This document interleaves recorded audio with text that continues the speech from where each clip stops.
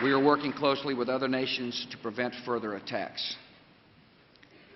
American coalition countries have uncovered and stopped terrorist conspiracies targeting the embassy in Yemen, the American embassy in Singapore, Saudi military base, ships in the Straits of Hormuz and the Straits of Gibraltar. We've broken al-Qaeda cells in Hamburg, Milan, Madrid, London, Paris, as well as Buffalo, New York. We have the terrorists on the run. We're keeping them on the run. One by one, the terrorists are learning the meaning of American justice.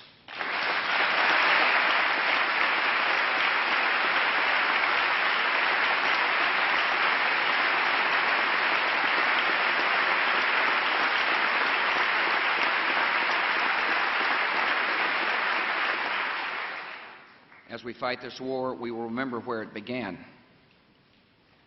here in our own country. This government is taking unprecedented measures to protect our people and defend our homeland. We've intensified security at the borders and ports of entry, posted more than 50,000 newly trained federal screeners in airports, begun inoculating troops and first responders against smallpox, and are deploying the nation's first early warning network of sensors to detect biological attack.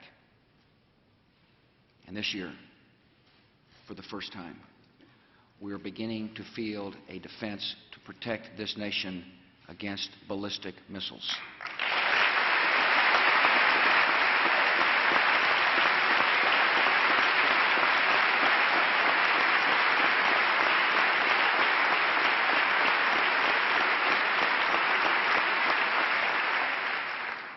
I thank the Congress for supporting these measures. I ask you tonight to add to our future security with a major research and production effort to guard our people against bioterrorism called Project Bioshield. The budget I send you will propose almost $6 billion to quickly make available effective vaccines and treatments against agents like anthrax, botulinum toxin, Ebola, and plague. We must assume that our enemies would use these diseases as weapons, and we must act before the dangers are upon us.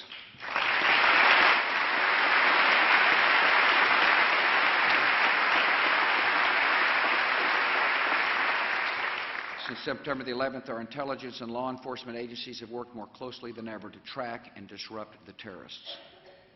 The FBI is improving its ability to analyze intelligence and is transforming itself to meet new threats.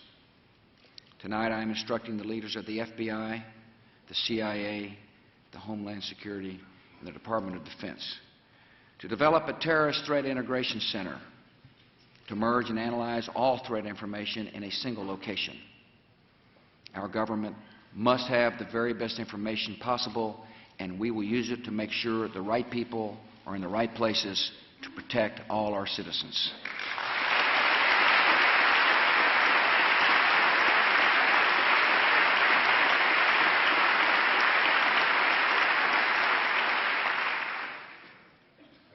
Our war against terror is a contest of will in which perseverance is power. In the ruins of two towers, at the western wall of the Pentagon, on a field in Pennsylvania, this nation made a pledge, and we renew that pledge tonight. Whatever the duration of this struggle and whatever the difficulties, we will not permit the triumph of violence in the affairs of men. Free people will set the course of history.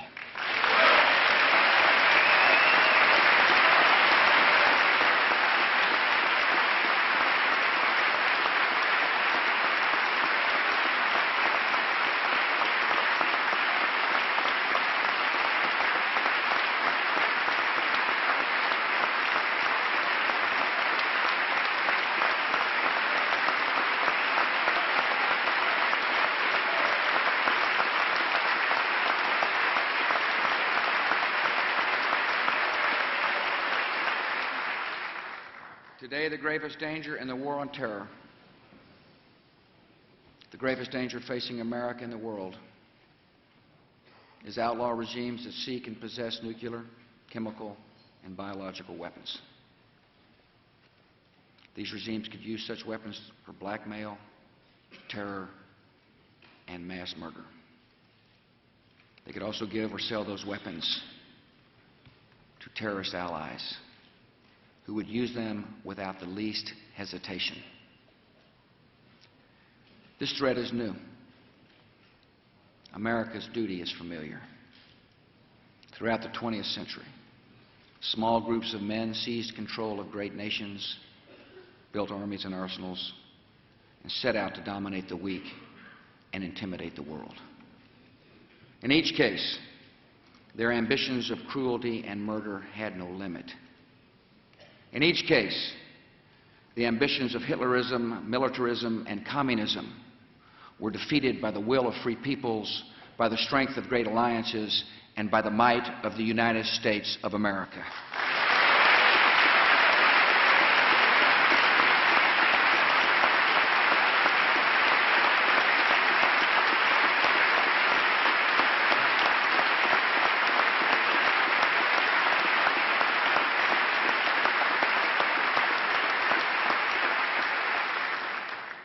Now, in this century, the ideology of power and domination has appeared again and seeks to gain the ultimate weapons of terror. Once again, this nation and all our friends are all that stand between a world at peace and a world of chaos and constant alarm. Once again, we are called to defend the safety of our people and the hopes of all mankind, and we accept this responsibility.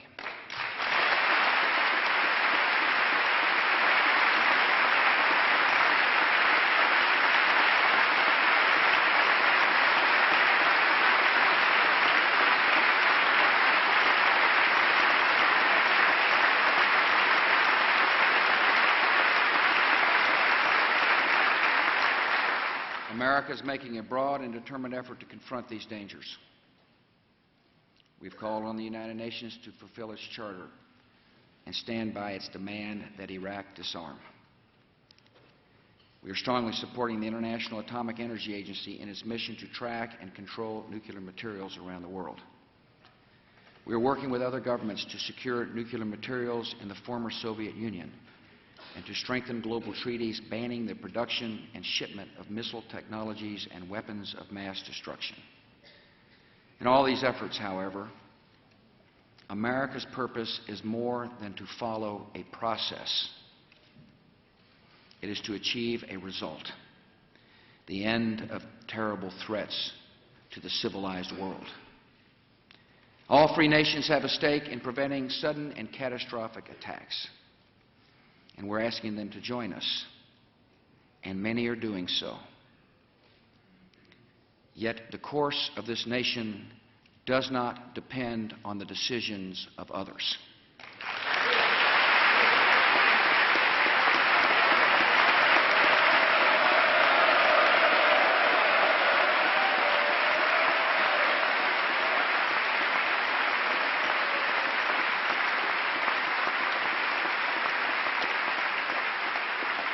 Whatever action is required, whenever action is necessary, I will defend the freedom and security of the American people.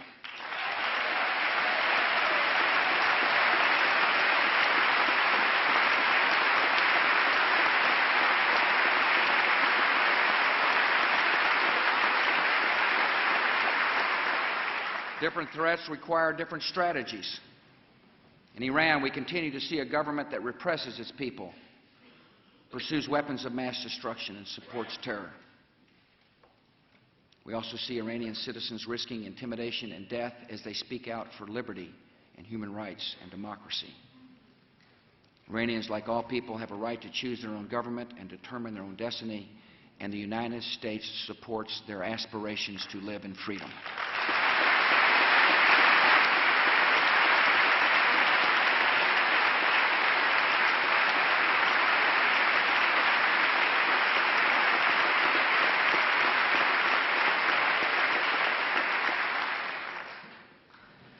On the Korean Peninsula, an oppressive regime rules of people living in fear and starvation. Throughout the 1990s, the United States relied on a negotiated framework to keep North Korea from gaining nuclear weapons. We now know that that regime was deceiving the world and developing those weapons all along. And today, the North Korean regime is using its nuclear program to incite fear and seek concessions. America and the world will not be blackmailed.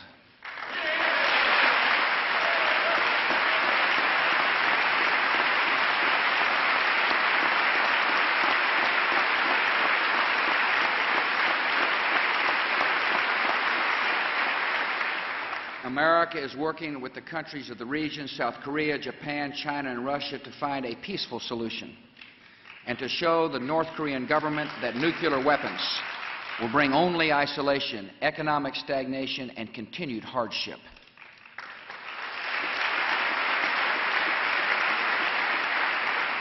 The North Korean regime will find respect in the world and revival for its people only when it turns away from its nuclear ambitions.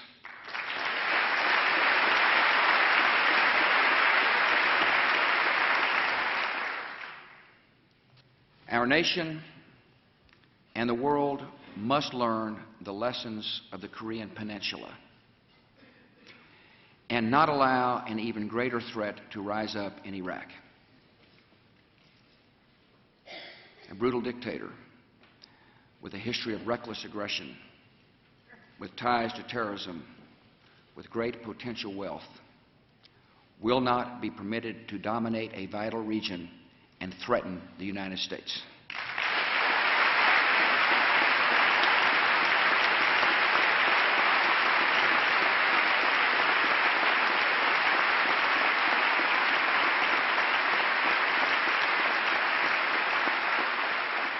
Twelve years ago, Saddam Hussein faced the prospect of being the last casualty in a war he had started and lost. To spare himself, he agreed to disarm of all weapons of mass destruction. For the next 12 years, he systematically violated that agreement. He pursued chemical, biological, and nuclear weapons even while inspectors were in his country. Nothing to date has restrained him from his pursuit of these weapons. Not economic sanctions, not isolation from the civilized world, not even cruise missile strikes on his military facilities. Almost 3 months ago, the United Nations Security Council gave Saddam Hussein his final chance to disarm. He has shown instead utter contempt for the United Nations and for the opinion of the world. The 108 UN inspectors were not sent to conduct a scavenger hunt for hidden materials across a country the size of California. The job of the inspectors is to verify that Iraq's regime is disarming. It is up to Iraq to show exactly where it is hiding its banned weapons, lay those weapons out for the world to see, and destroy them as directed. Nothing like this has happened. The United Nations concluded in 1999 that Saddam Hussein had biological weapons sufficient to produce over 25,000 liters of anthrax, enough doses to kill several million people. He hasn't accounted for that material. He has given no evidence that he has destroyed it. The United Nations concluded that Saddam Hussein had material sufficient to produce more than 38,000 liters of botulinum toxin, enough to subject millions of people to death by respiratory failure. He hadn't accounted for that material. He's given no evidence that he has destroyed it. Our intelligence officials estimate that Saddam Hussein had the materials to produce as much as 500 tons of sarin, mustard, and VX nerve agent. In such quantities, these chemical agents could also kill untold thousands. He's not accounted for these materials. He has given no evidence that he has destroyed them. U.S. intelligence indicates that Saddam Hussein had upwards of 30,000 munitions capable of delivering chemical agents. Inspectors recently turned up 16 of them, despite Iraq's recent declaration denying their existence.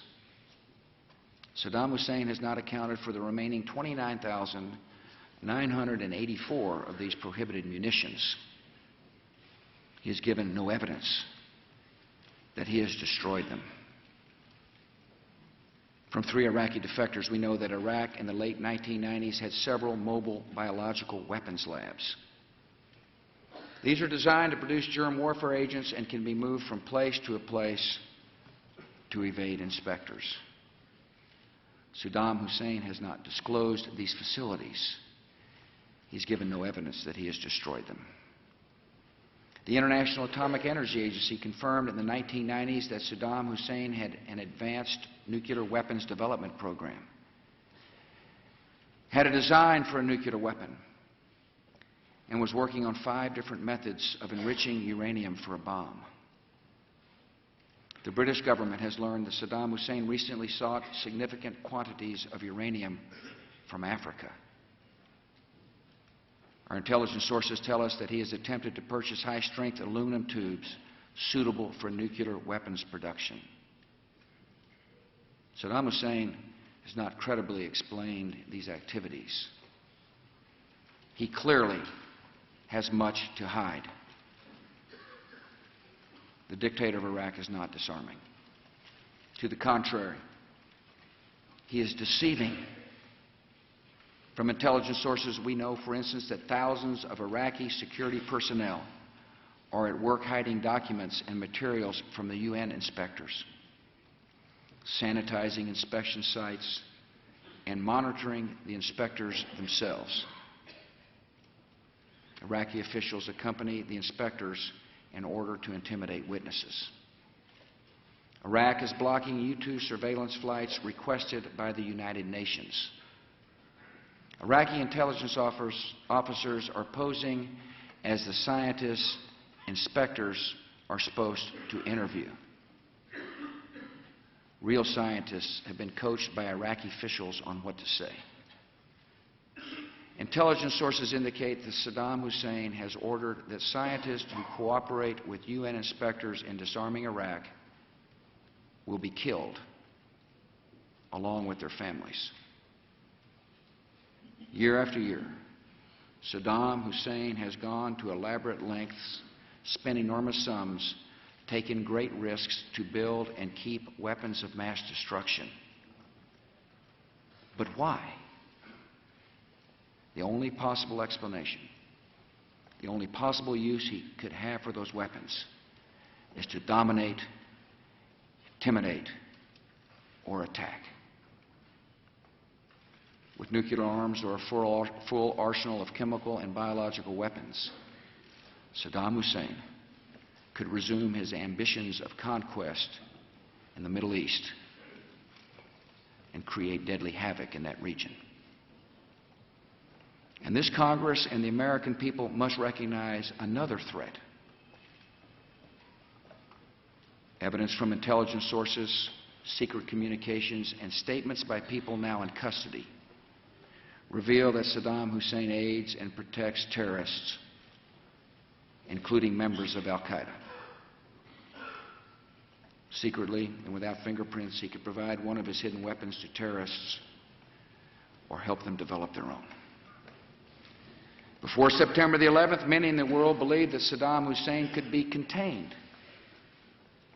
But chemical agents, lethal viruses, and shadowy terrorist networks are not easily contained.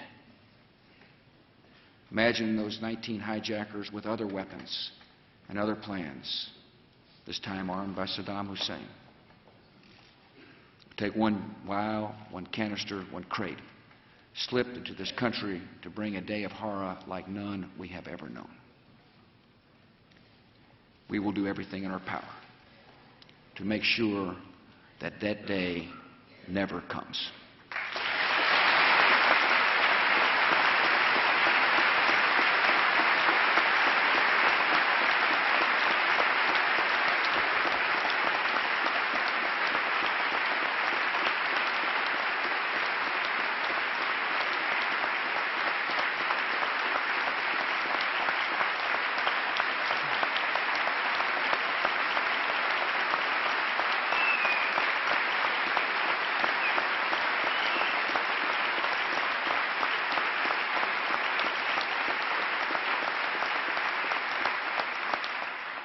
Some have said we must not act until the threat is imminent.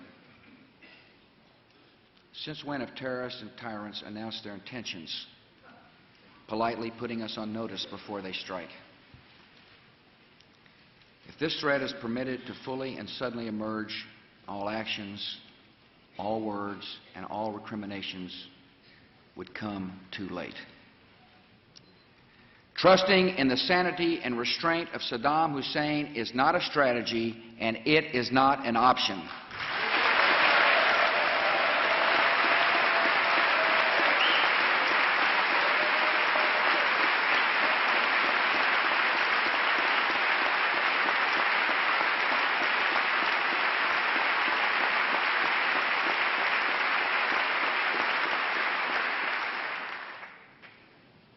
The dictator who is assembling the world's most dangerous weapons has already used them on whole villages, leaving thousands of his own citizens dead, blind, or disfigured. Iraqi refugees tell us how forced confessions are obtained by torturing children while their parents are made to watch. International human rights groups have cataloged other methods used in the torture chambers of Iraq: electric shock, burning with hot irons, dripping acid on the skin, mutilation with electric drills, cutting out tongues, and rape. If this is not evil, then evil has no meaning.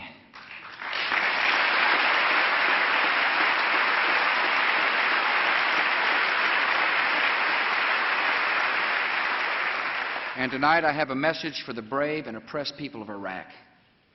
Your enemy is not surrounding your country. Your enemy is ruling your country.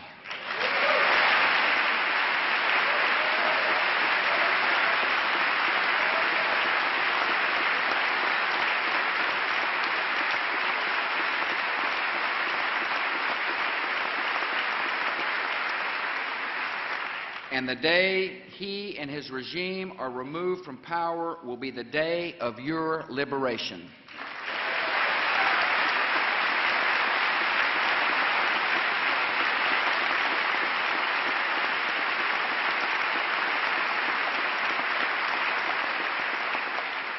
The world has waited 12 years for Iraq to disarm.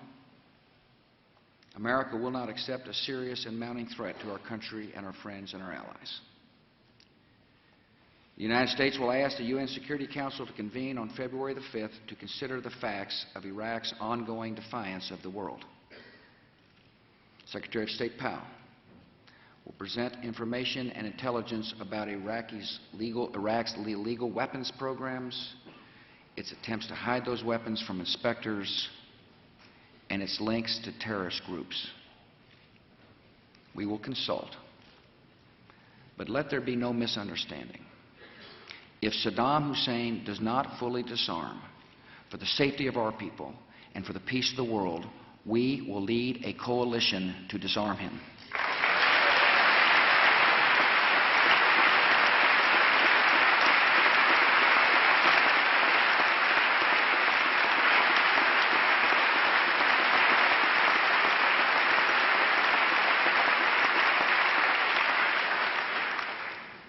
Tonight I have a message for the men and women who will keep the peace, members of the American Armed Forces. Many of you are assembling in or near the Middle East, and some crucial hours may lay ahead. In those hours, the success of our cause will depend on you. Your training has prepared you. Your honor will guide you. You believe in America, and America believes in you.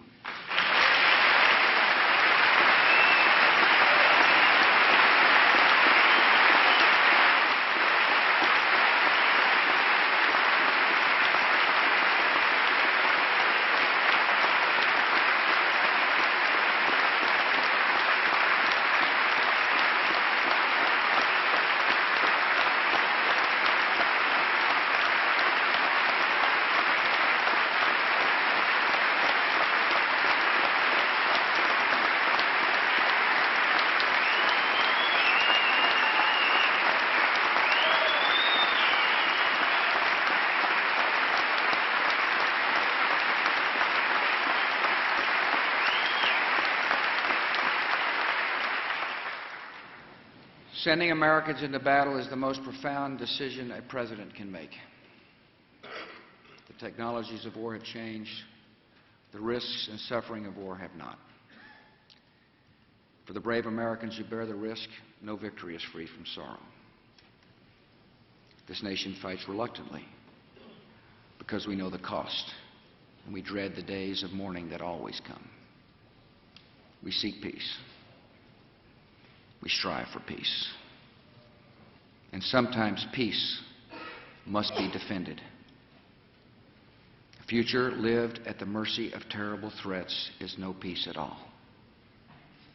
If war is forced upon us, we will fight in a just cause and by just means, sparing in every way we can the innocent. And if war is forced upon us, we will fight with the full force and might of the United States military, and we will prevail.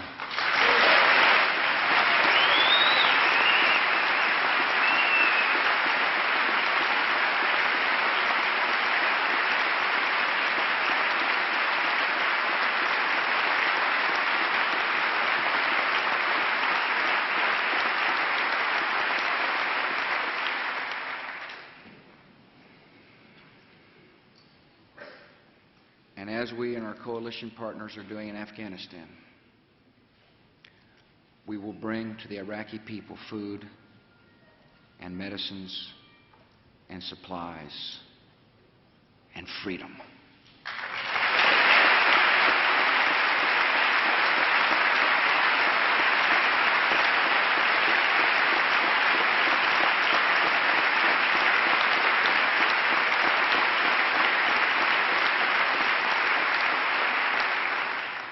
Many challenges abroad and at home have arrived in a single season. In 2 years, America has gone from a sense of invulnerability to an awareness of peril, from bitter division in small matters to calm unity in great causes. And we go forward with confidence because this call of history has come to the right country. Americans are a resolute people who have risen to every test of our time. Adversity has revealed the character of our country to the world and to ourselves.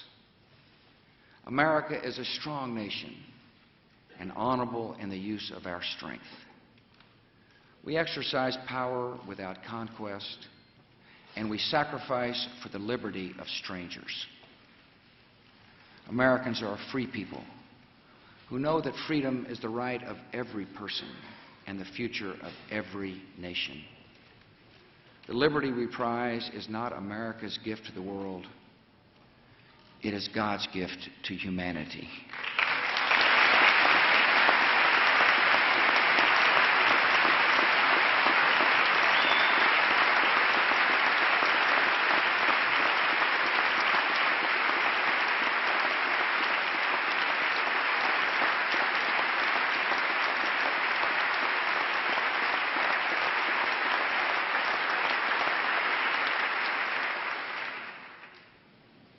We Americans have faith in ourselves, but not in ourselves alone.